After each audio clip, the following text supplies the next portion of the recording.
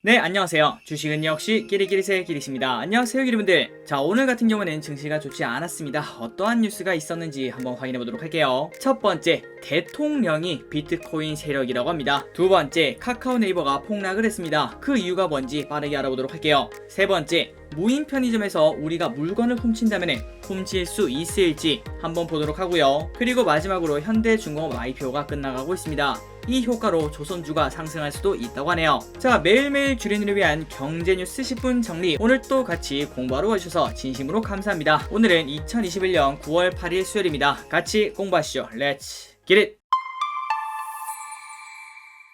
자, 증시가 안 좋을 때는 뉴스를 길게 보기도 조금 그렇죠. 그러니까 오늘은 빨리 끝내보도록 할게요. 그리고 들어가기 앞서 좋아요 누르시면 저 기리세계 매우 큰 힘이 됩니다. 정말 감사합니다. 비트코인 10% 폭락, 엘살바도르 대통령 저가 매수 타임이라고 말을 했다고 합니다. 자, 가상자산의 대장주인 비트코인 가격이 지금 현재 급락하고 있습니다. 최근 들어 좀 많이 오르긴 했죠.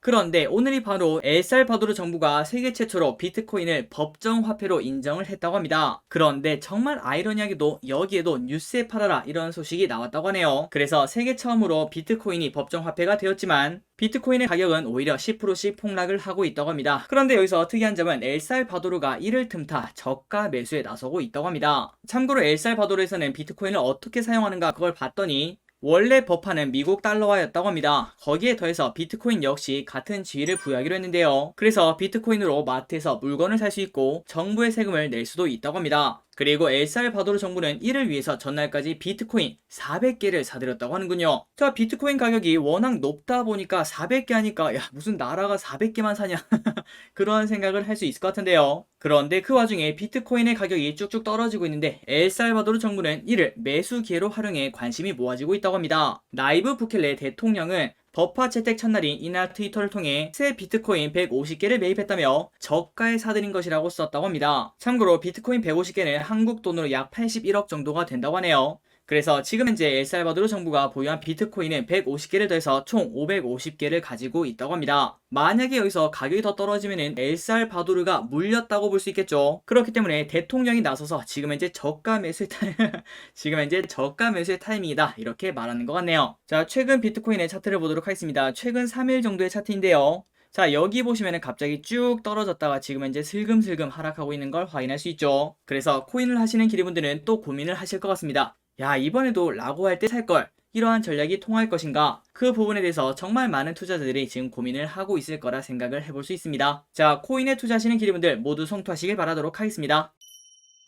다음 뉴스입니다. 기리분들 이거 들어보셨나요? 뭐다 샴푸 최근 들어 난리라고 하는데요. 자, 이번 기사는 뭔가 광고 같지만 광고적인 내용은 다 빼고, 물론 광고도 아닙니다. 정말 심플하게 이 샴푸가 지금 현재 잘 나가고 있는데 관련주도 엄청나게 잘 나오고 있다고 하네요. 한번 보도록 하겠습니다. 품절 대란 땡땡 샴푸 올해 71% 오른 수혜주는, 자, 아래 보니까 이렇게 펌텍 코리아라는 기업이 있네요. 여기 보시면 15,000원에서 27,000원까지 오른 걸 우리가 볼 수 있습니다. 참고로 이 펌텍 코리아는 올해 들어서 이날까지 71%나 올랐습니다. 그리고 펌텍 코리아는 화장품 용기 전문 플라스틱 용기 제조업체인데요. 생활용품 용기 등으로 제품 포트폴리오를 확장해 나가고 있다고 합니다. 그리고 지난달 17일에는 장중 3만원까지 오르면서 저점 대비 2배나 올랐다고 하네요. 그리고 이 샴푸는 조금 특이하게도 산소랑 만나면 안 된다고 합니다. 그러다 보니까 이 펌텍 코리아는 땡땡 샴푸를 위해서 개발한 특수 용기를 제작한다고 하네요. 이 펌텍 코리아에서 만든 용기는 3중 산소 차단 기술을 적용한 특수 용기를 생산하고 있다고 합니다. 그래서 이러한 이유 때문에 주가가 오르기도 한다는 거 우리가 한 번 더 확인할 수 있었네요. 그리고 실제로도 정말 많이 팔린다고 하니까 매출도 늘어난다라고 생각을 할 수 있습니다. 다만 이런 거는 한번 따져봐야겠죠. 주가가 2배 가까이 올랐다면 매출도 그에 준하게 오를 수 있는가, 그런 것을 한번 따져봐야 될 것 같습니다. 자, 다음 뉴스입니다. 정말 궁금했어요. 무인 편의점에서 초코바 주머니에 넣고 나가봤더니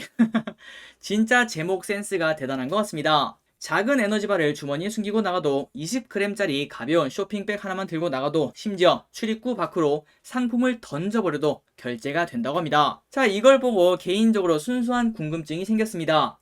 야구 선수가 매장 안에서 과자를 밖으로 던지면은 이게 결제가 될까요? 안 될까요? 개인적으로 실험을 하고 싶은 마음이 몽글몽글 솟아나긴 합니다. 자, 계속 보도록 하겠습니다. 이때까지는 기존 QR코드 하나당 한 명씩만 입장이 가능했다고 합니다. 무인 편의점이요. 그런데 이 부분을 이제 보완해서 최대 4인까지 입장을 가능하게 했다고 하네요. 그만큼 기술력이 좋아졌다는 소리입니다. 그리고 안에 들어가면은 고객 안내 역할은 AI 음성 챗봇이 담당한다고 합니다. 매장 내에 설치된 스크린이 있는데요. 거기서 매장마다 다르겠지만 이 매장에서는 스파로스라고 부른 다음에 결제는 어떻게 하니? 라고 물어보면은 그러자 그 챗봇이 즐겁게 쇼핑한 다음에 그냥 퇴장하면은 자동으로 결제됩니다. 이렇게 말한다고 하네요. 그리고 AI 카메라와 함께 눈에 들어온 곳은 자체 개발한 6대의 라이다 센서가 있다고 합니다. 이 라이다는 레이저를 통해서 구매자 행동을 3D 데이터로 정확하게 파악할 수 있다고 하네요. 그리고 여기에 제품 이미지를 꾸준히 인식하며 상품이 빠졌는지를 체크하는 AI 카메라와 모든 선반에 장착된 무게 센서까지 3중 인식 체계로 Just Pick and Go 결제 시스템을 구현한다고 합니다. 그러니까 우리 최근 들어 이마트 가면은 무인 판매대 있지 않겠습니까? 그런 거 말고 그냥 물건을 사서 그대로 나가면은 결제가 된다는 거겠죠. 실제로 기자가 2,000원짜리 캔디 제품을 주머니 안에 숨긴 채 다른 제품을 들고 나와봤는데 정확하게 금액이 계산이 되었다고 합니다. 자, 다음 뉴스입니다. 어제 같은 경우에는 이제 증시가 조금 안 좋을 수 있다, 그런 내용을 다뤄봤는데요. 그런데 오늘은 그 반대 내용을 한번 보도록 하겠습니다. 개인에서 외국인으로 대형주 손바뀜이 예상된다고 합니다. 그래서 코스피는 탄력을 얻어서 다시 올라갈 수 있다, 이렇게 말했다고 합니다. 자, 키움증권의 외국인의 수급 여건이 점진적으로 개선될 수 있으며 하반기 후반 정도에는 순매수로 전환할 것이라고 내다봤다고 합니다. 코로나19 이후에 지수의 상승을 이끈 개인 투자자는 이제 조금은 약화될 것으로 예상하며 결국 개인은 매도를 하고 외국인은 매수를 하는 그러한 과정에서 대형주 주가 회복으로 코스피의 상승 탄력도 강화될 것으로 전망을 한다고 하네요. 외국인 투자자는 2020년, 그러니까 작년에 25조 원이나 매도했고요. 그리고 올해만 봐도 연초 대비 28조 원이나 매도를 하고 있습니다. 그리고 참고로 이 중에 대부분이 거의 다 삼성전자죠. 그래서 근 2년 동안 지금 현재 외국인은 지속적으로 매도를 하고 있는데요. 하지만 이 정도로 비중을 덜어냈다면 다시 그 비중을 넣을 거다. 그래서 외국인 순매수 턴어라운드가 나타날 경우엔 외국인은 기존 전략인 실적 개선세가 높은 대형주 중심으로 순매수할 것으로 점을 쳤다고 합니다. 올해 1월 이후 주가가 부진했던 대형주 주가 회복이 예상되고 이로 인해 대형주의 대부분 묶여있던 개인 자금도 차익 실현 매물로 풀리면서 최근 주춤할 코스피의 거래대금 회복도 있을 것이라고 말했다고 하네요. 그리고 이 전제는 개인들이 빠져나간다, 이 얘기죠. 그런데 개인들이 빠져나갈 수밖에 없다고 합니다. 한번 그 이유를 보도록 할게요. 첫 번째는 금융당국의 신용대출 규제, 그리고 두 번째는 한국은행의 추가 금리 인상 우려, 세 번째는 최근 들어 많은 분들이 느끼실 거라고 생각합니다. 증시 상승 탄력에 대한 기대감이 감소하고 있죠. 그래서 결국 이러한 이유 때문에 하반기에는 개인의 매수세가 약해질 것이라고 전망을 하고 있다고 하네요. 결국 이 기사의 포인트는 이제 연말이 되면 외국인이 돌아올 수 있고, 그리고 어쩔 수 없이 외국인이 사줘야 우리 증시가 다시 3,300을 뚫고 쭉쭉 올라갈 수 있다, 이러한 투자 아이디어를 확인할 수 있었습니다.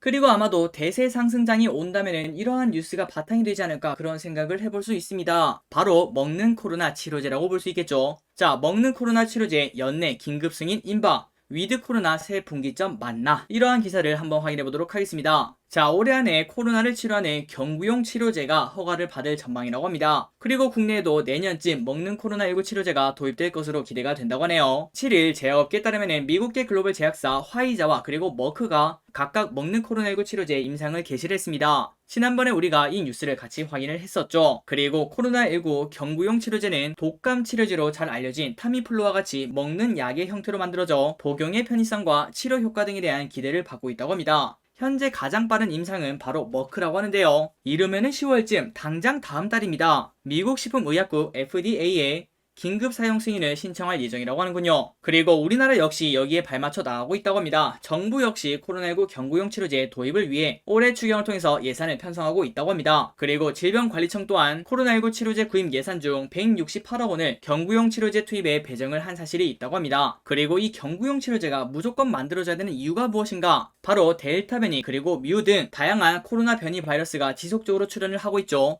이러한 변이 바이러스가 백신을 무력화시킨다, 이런 얘기가 지속적으로 나오고 있습니다. 그러다 보니 매년 백신을 새로 개발을 해야 되는데 그게 좀 어렵다고 볼 수 있겠죠. 그래서 치료제 도입 필요성이 갈수록 커지고 있다고 합니다. 또한 코로나19 종식을 기대하기보다는 이 바이러스와 함께 살아가는 위드 코로나가 논의되고 있는데요. 코로나19의 먹는 치료제 개발 성공은 위드 코로나 실현을 위한 선결 조건이라는 게 전문가들의 의견이라고 합니다. 한편 해외에서는 열심히 지금 하고 있는데 우리나라는 하고 있나 라고 봤더니 현재 국내에서는 대웅제약, 유나이티드 제약 등 5곳의 제약사들이 경구용 코로나19 치료제를 개발하고 있다고 합니다. 전부 다 잘 됐으면 좋겠네요. 아마도 이 뉴스를 보시는 기리분들 중에서 상당수의 기리분들은 현대중공업에 청약을 하셨으리라 생각이 됩니다. 그리고 청약에 참여하신 기리분들은 모두 최대치를 받기를 바라도록 하겠습니다. 자, 그래서 조선주에 관련된 뉴스를 한번 보도록 하겠습니다. 안 나가는 조선주, 현대중공업 상장에 동반 순항할까 이러한 소식이 있다고 하는데 어제도 우리가 한번 같이 공부했던 그러한 시각이죠. 한번 보도록 하겠습니다. 조선주가 여름부터 지지부진한 흐름을 보인 가운데 3분기에도 적자를 면치 못할 것이라는 전망이 나오고 있습니다. 다만 최근 들어 낙폭이 과했던 데다가 현대중공업이 이달 코스피 대비를 하는 만큼 조선주의 재평가가 이루어질 것이라는 기대도 나오고 있다고 하네요. 한번 내용을 보도록 하겠습니다. 자, 최근 한 달간 증시가 조금 나쁘긴 했지만 대우조선해양은 무려 11%나 하락을 했습니다. 그리고 한국조선해양도 10%나 하락했고 현대미포도 7%나 하락을 했다고 하네요. 이 기간 동안 코스피는 2.5%밖에 하락하지 않았는데 거기에 비하면 엄청나게 많이 폭락을 했습니다. 그리고 이렇게 하락한 이유는 2분기 실적이 너무나 나빴기 때문이죠.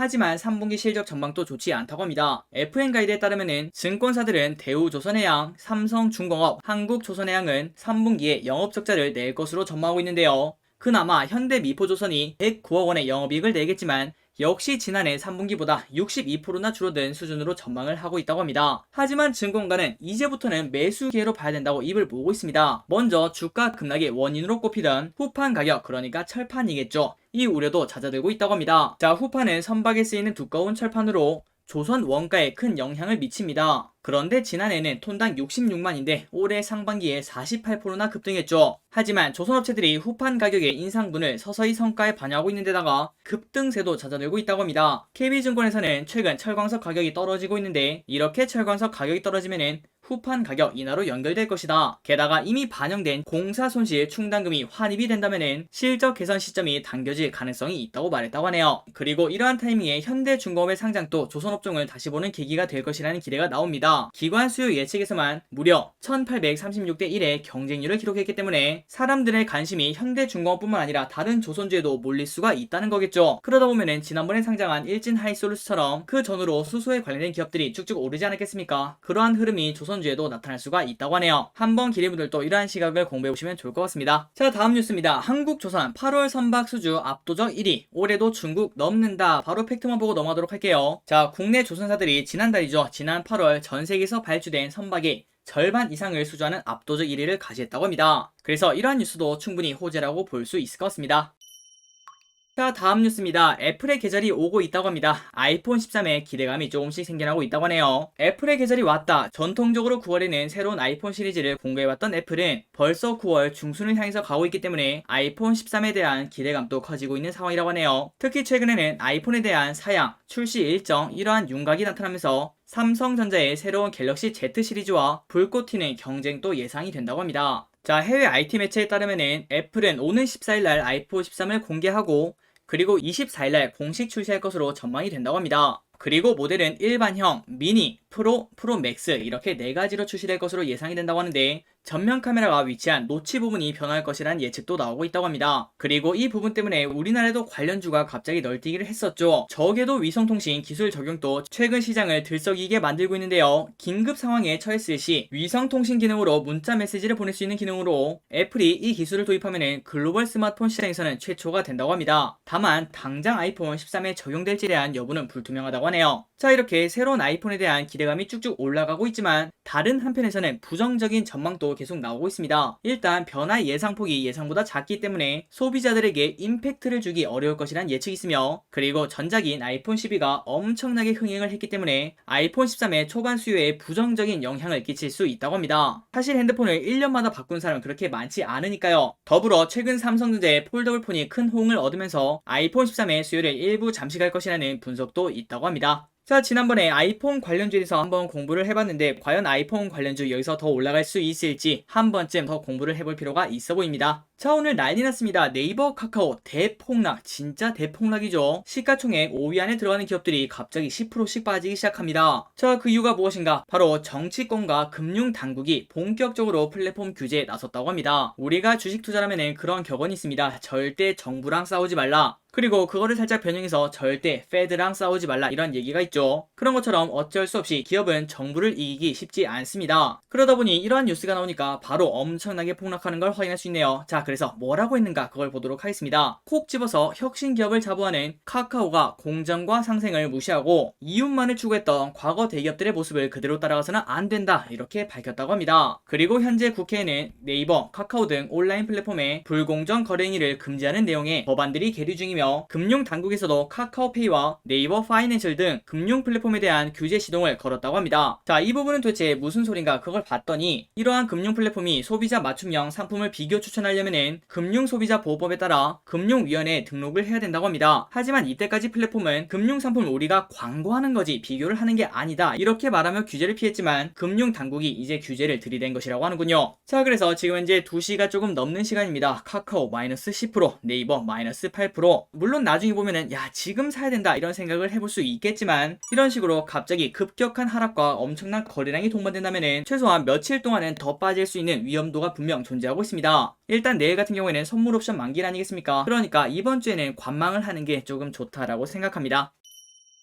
자, 오늘의 기업 두 가지를 보고 빠르게 끝내보도록 하겠습니다. 삼성전기, 업황 대비 MLCC 사업 선전을 하고 있습니다. 키움증권은 삼성전기에 대해서 MLCC 사업이 업황 대비 선전하고 있다며 목표 주가는 27만원, 투자 의견은 매수를 유지했다고 합니다. 그리고 참고로 삼성전기는 지금 현재 18만 2,500원으로 상승 여력이 무려 45%나 있다고 하네요. 자, 삼성전기는 3분기 영업이익이 지난해 같은 기간보다 39%나 늘어날 예정이라고 합니다. 그리고 이 수치는 시장 예상치를 상회할 것으로 예상을 한다고 하네요. 그리고 MLCC는 특히 서버, 네트워크 장비 중심의 산업용 수요가 강세고 자동차 전장용은 고객사들의 안전재고 확보 수요가 뒷받침되고 있다며 중국 스마트폰 수요가 지금 현재 약세긴 하지만 신모델 출시를 앞두고 연말부터 회복세로 돌아설 전망이라고 했습니다. 그리고 삼성전기의 점유율 상승세가 두드러지는데 그 이유는 바로 산업용 제품의 강점을 가지기 때문이라고 하네요. 그리고 카메라 모듈은 주 고객 스마트폰 출하량이 저점을 통과해 회복되고 있고 신형 폴더블 폰이 현재 잘 돼가고 있기 때문에 예상보다 양호한 실적을 거둘 것이라고 말을 했습니다. 그리고 자율주행 카메라 시장에서도 입지를 강화한 한편 메타버스를 겨냥한 확장현실 단말기 시장에서 기회를 찾을 것이라고 내다봤다고 하네요.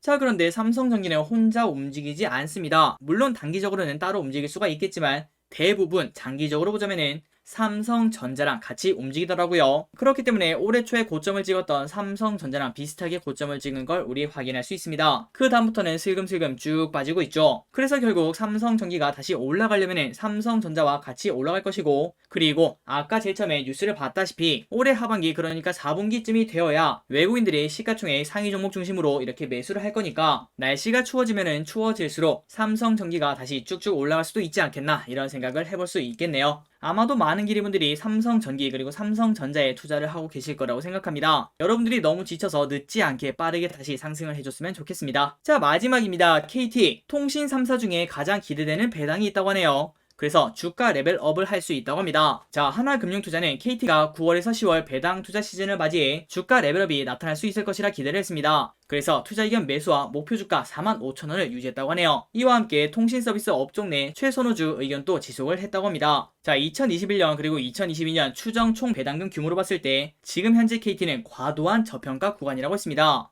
지난해에 이어 올해 역시 기대치를 웃도는 그러니까 더 높은 배당금이 나올 수 있다는 거겠죠. 작년에는 주당 배당금이 1350원이었는데 아마도 올해는 1600원이 되지 않겠나, 그리고 내년에는 1800원이 되지 않겠나 이렇게 예상을 하고 있다고 합니다. 그러면은 대략 계산을 해보자면은 배당 수익률이 5%가 넘을 수도 있다고 하는군요. 자, KT 지금 현재 32,700원이고 조금은 지루한 흐름을 나타내고 있습니다. 그리고 시간이 지나면 지날수록 배당주에 대한 기대감이 올라가지 않겠습니까? 그 전에 KT라는 우량주를 한번 담아보는 것도 괜찮은 전략이 될 수 있을 것 같습니다. 한번 공부해보시기 바랍니다. 자, 여기까지 경제뉴스 끝났습니다. 오늘 또 같이 공부해주셔서 진심으로 감사드리고 그리고 내일은 선물 옵션 동시 만기일입니다. 그러니까 우리는 그냥 주식 어플을 그냥 깔끔하게 꺼놓는 게 좋지 않겠나 이렇게 볼 수 있겠네요. 자, 내일 또 재밌는 뉴스로 돌아오도록 하겠습니다. 지금까지 기리셨습니다. 빠이요.